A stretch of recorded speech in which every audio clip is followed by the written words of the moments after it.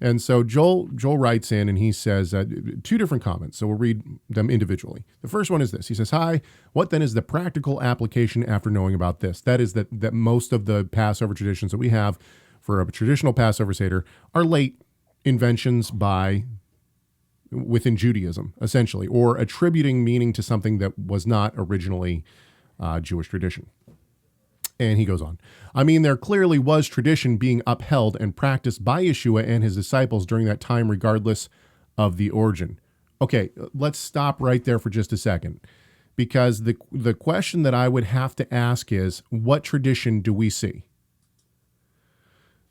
What we see, what people have taken as tradition that pertains to a Passover tradition is not Passover tradition. So, for instance, reclining at table, that was done, and you can see this within the apostolic scriptures, that was done at every major meal. Every major dinner, people reclined at table. And we see this even when he feeds the 5,000. Okay? So that wasn't a tradition that pertained to Passover. Same with dipping. What they did was, and this still happens over in the certain places in the Middle East. They'll bring in these bowls, and then everybody just sits around a bowl, and you use your hands and you basically dip your bread or whatever, your rice or whatever, into the bowl. And so when it says that he dipped his hand, the hand that dips with me is, well, this isn't talking about a Passover tradition. This is talking about the way that they actually ate in that time period. So this doesn't have to do with tradition. So when we look at tradition, now, what are the traditions that we can get out of the Passover narratives within the Gospels? I think there is some tradition. After the meal, they recited a hymn, right? So, I mean, this could be. I think it was Onward Christian Soldiers. Yes, exactly.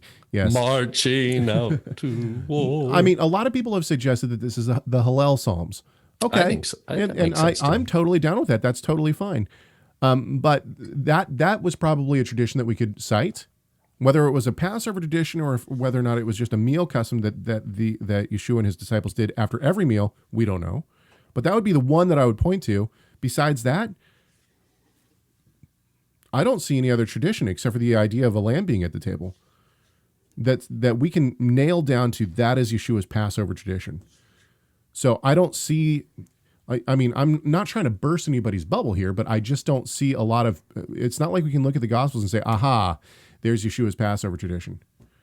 So, okay, let's keep going. Here's another presupposition I make about it, is that they talked about the Exodus, because that's a commandment. Absolutely. If all we read was the accounts in the Gospels, there's no mention of the Exodus.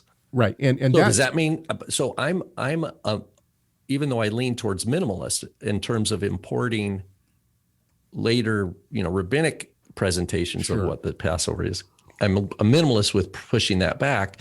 At the same time, I'm going to be a maximalist going forward from the commandment. So if the commandment is you're going to eat matzah, you're going to eat bitter herbs on the 14th of Nisan, along with a roasted lamb. Yes. And you're going to remember the Exodus. Yes. You're going to talk about redemption. Yep.